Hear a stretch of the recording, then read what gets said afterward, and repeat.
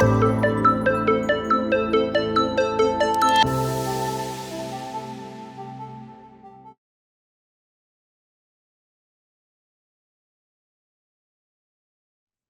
I'm Alan Skarbnik on behalf of the CLL Society. I'm from Novant Health Cancer Institute, and I'm here to interview Dr. Jennifer Woyach, post-ASH, talking about one of the studies that she is a co-author on, the senior author on that study.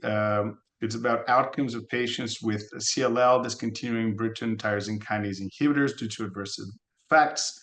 That's abstract number 4629. Very important data set, Jennifer. Me, something that we always question, those patients that we need to stop the BTK inhibitors, which are very potent, fantastic drugs for CLL, but unfortunately can carry some side effects. What we do with them, right? I mean, do we go jump to another treatment, or can we hold? And this is a question that has, I think all of us who treat CLL have struggled many times with. So tell us about your findings. So thank you very much. I'm Jennifer Woyach from the Ohio State University. So we looked at all of our patients that were treated at Ohio State. This study was authored primarily by Dr. Anthony Mansour, who's a resident at Ohio State. So we looked at all of our patients who had been treated with covalent BTK inhibitors, specifically focusing just because of the time frame on ibrutinib and acalabrutinib, and then looked to see what happened when patients discontinued due to adverse events. So we had a total of over 700 patients in entirety. And of these, about 20% discontinued therapy due to adverse events.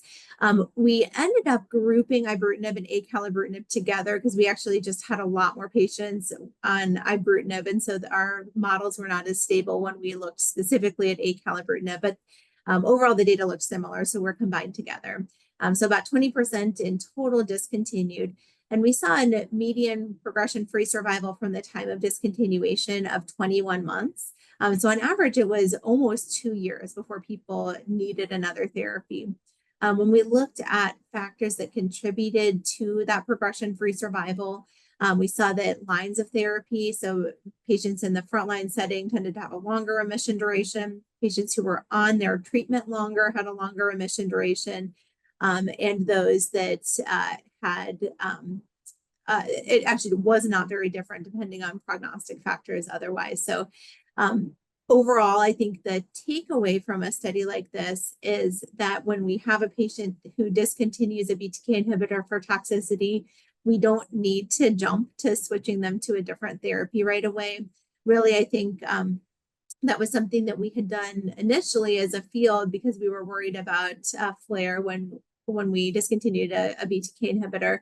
That doesn't seem to really happen in the setting, especially of people who have not had multiple lines of therapy before, but especially in people who have a good remission at the time when you discontinue treatment.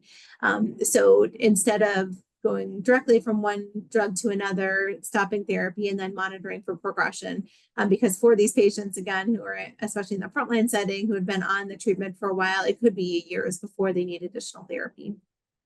So your data is showing that it does make a difference how long those patients were, like 2 years was the cutoff, yes, right? Yeah. It was continue beyond 2 years or earlier than 2 years. We know that a number of the side effects are very front loaded, like the diarrhea tends to happen early on, and nausea, rash as well. I mean, some, of course, hypertension, atrial fibrillation increase over time. And there are some patients, unfortunately, we have to stop the drug, right? Even if it's early, within the first 6 to 12 months of treatment.